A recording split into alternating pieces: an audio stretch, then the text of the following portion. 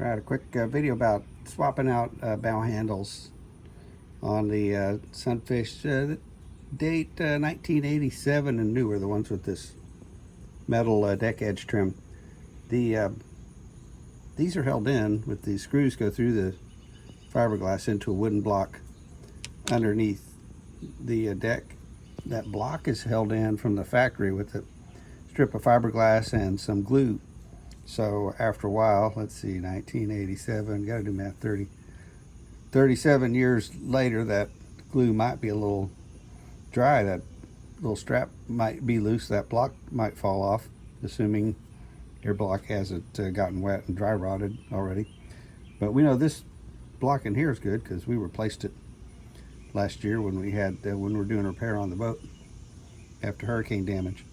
But when you get ready to swap out the bow handle, and you probably will because you'll see this corrosion, saltwater environment, or just over time, this pot metal starts popping the chrome off, is leave one screw in, so that holds that block underneath. If you take all the screws out, if the block is loose, it could fall down inside, and you'll be trying a lot of different ways to have a backer block in there. So leave one screw in, pivot your bow handle out of the way,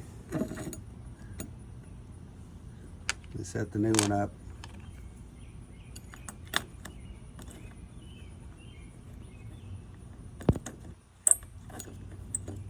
Put in another screw and see if you can feel it start biting on that block that's underneath. I feel that. Now if you don't feel it back here, if it feels kind of loose and wiggly, you can back up real quick and try to put a screw in there just to hold it. But eventually you're going to have to get these screws out up here.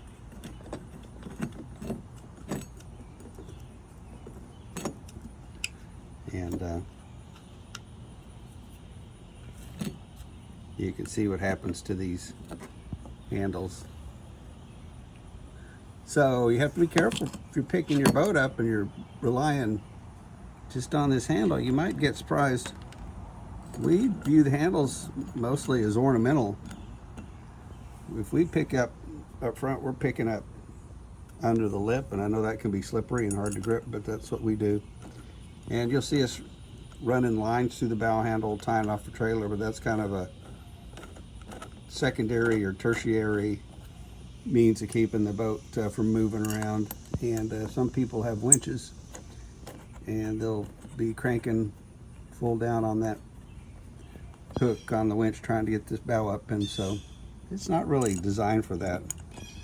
It's when it's brand new and your bow handle's new and your backer block's new, then you can probably get away with that. But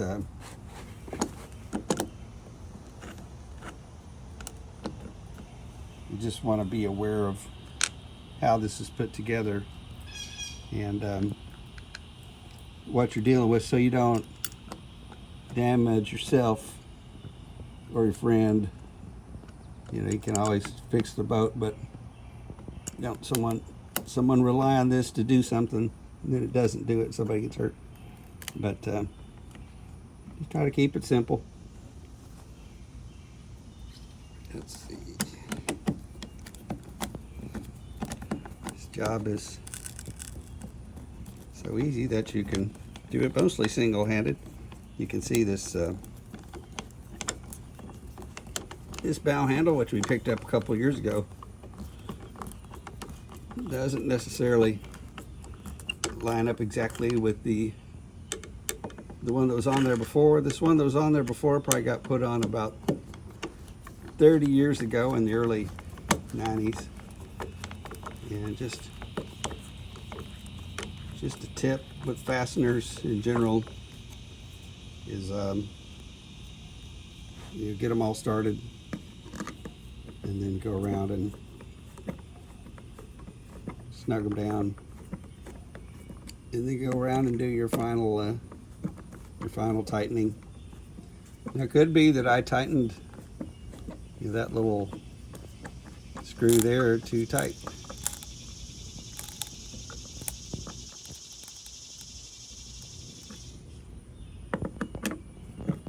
check them again maybe after the first time we trailer it, see if they back out at all. You could put a little dab of white glue or something in there if you want. That would probably hold it enough to keep it from backing out. It's not going to back out when this wood that it's going into gets humid and swells a little bit. Or a little dab of varnish or something. But then it'll break loose when you need it to come out. So easy to do. You can do it one-handed, left-handed.